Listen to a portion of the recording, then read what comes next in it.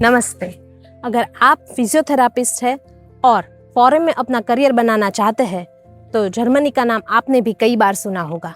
लेकिन क्या जर्मनी सच में इंडियन फिजियोथेरापिस्ट के लिए सही करियर डेस्टिनेशन है या सिर्फ लोग सोशल मीडिया देखकर ही जर्मनी आने का प्लान बना रहे हैं? आज मैं आपको कोई मार्केटिंग वाली बात नहीं बताऊंगी, बल्कि वही बातें सिर्फ शेयर करूंगी जो मैंने पिछले 7 इयर्स में personally as a license physiotherapist experienced की है। अगर आप भी जर्मनी आना चाहते हैं तो ये वीडियो आपके लिए है। उससे पहले एक सवाल जो मुझसे मोस्टली पूछा जाता है कि क्या जर्मनी आने के लिए IELTS ज़रूरी है या नहीं, तो उसका जवाब है आमतौर पर नहीं। जर्मनी में फिजियोथेरापिस्ट के लिए इंग्लिश से ज़्यादा जर्मन लैंग्वेज इंपॉर्टेंट होती है।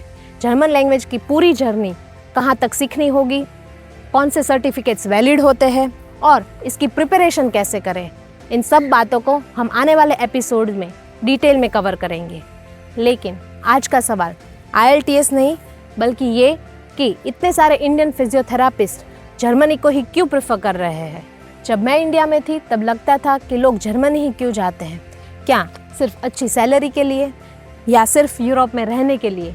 बट यहाँ आकर समझ में आया कि असली रीज़न कुछ और ही है, और आज मैं वही 3 सबसे बड़े रीज़न आपके साथ शेयर करूँगी। मेरे लिए सबसे बड़ा बदलाव सैलरी नहीं था, बल्कि सबसे बड़ा बदलाव था यहाँ पे प्रोफेशन की वैल्यू। यहाँ पे फिजियोथेरापिस्ट सिर्फ एक्सरसाइज कराने वाला नहीं माना जाता, बल्कि पेशेंट की रिकवरी प्रोसेस का इम्पोर्टेंट पार्ट माना जाता है। Doctors, nurses and other health care professional के साथ फिजियोथेरापिस्ट भी पेशेंट की रिकवरी टीम का एक इम्पॉर्टेंट पार्ट होता है। आपकी क्लिनिकल नॉलेज, आपकी असेसमेंट और आपके प्रोफेशनल ओपिनियन को इम्पोर्टेंस दी जाती है। और जब आपको अपने प्रोफेशन में इम्पोर्टेंस मिलती है, आपके प्रोफेशन की वैल्यू होती है, तो काम करने का कॉन्फिडेंस भी अलग ही होता है। दूसरी बात जो मुझे पसंद आई वो ये कि सीखने का मौका। हेल्थ केयर में रोज़ ना रोज़ कुछ नया आ रहा है, नई ट्रीटमेंट टेक्निक्स आ रही है, नई टेक्नोलॉजीज आ रही है। जर्मनी में आपको अपने स्किल्स को लगातार इम्प्रूव करने का मौका मिलता है। अगर आपको किसी चीज़ में, किसी फील्ड में स्पेशलाइजेशन करना है तो यहाँ सब चीज़ का ऑप्शन है। इन शॉर्ट, यहाँ पे करियर सिर्फ स्टार्ट नहीं होता बट कंटिन्यूअसली ग्रो करता है। और अब बात करते हैं सैलरी की। यस, जर्मनी में सैलरी इंडिया से बेटर हो सकती है, बट मेरे लिए सिर्फ सैलरी मैटर नहीं करती। मेरे लिए जो इम्पोर्टेंट है वो है कि एक स्टेबल करियर, जॉब सिक्योरिटी और एक वर्क लाइफ बैलेंस। काम के साथ साथ पर्सनल लाइफ के लिए भी टाइम मिलना। और शायद इसीलिए बहुत सारे इंडियन फिजियोथेरापिस्ट आज जर्मनी को अपना करियर डेस्टिनेशन चुन रहे हैं।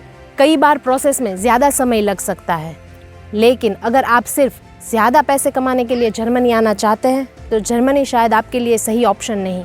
बट अगर आप अपने प्रोफेशन में लॉन्ग टर्म करियर बनाना चाहते हैं तो जर्मनी आपके लिए बेस्ट हो सकता है।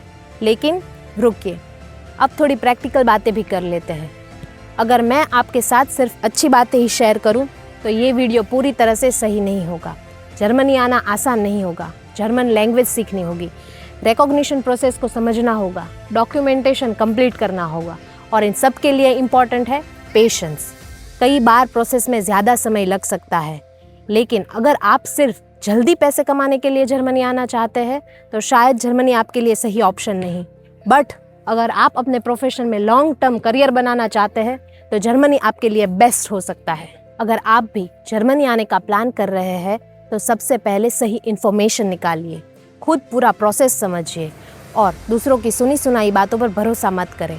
हम इमिग्रेशन स्काउट के ज़रिए बस आप तक यही सही और सच्ची जानकारी पहुंचाने की कोशिश करते हैं ताकि आप कोई भी फैसला लेने से पहले पूरी तरह से श्योर हो सके। अगर आज के वीडियो के बाद आपको लगता है कि जर्मनी आपके लिए सही करियर डेस्टिनेशन हो सकता है तो अगला स्टेप है पूरी प्रोसेस को समझना, और यही हम अगले एपिसोड्स में करेंगे। हम इंडिया से जर्मनी तक का पूरा रोड मैप ईजीली कवर करेंगे। शुरुआत कहाँ से करनी होगी, कौन कौन से स्टेप्स होंगे। अगर आपको ये वीडियो हेल्पफुल लगा हो तो अपने उन फ्रेंड्स के साथ भी ज़रूर शेयर करें जो जर्मनी में एज अ फिजियोथेरापिस्ट अपना करियर बनाने की सोच रहे हैं। अगर आपके मन में कोई सवाल है तो उसे हमें कमेंट में ज़रूर लिखें। मैं कोशिश करूँगी कि आने वाले एपिसोड्स में उस सवालों के भी जवाब दूँ। मैं हूँ राधिका पटेल, मिलते हैं अगले एपिसोड में। Thank you for watching, stay tuned.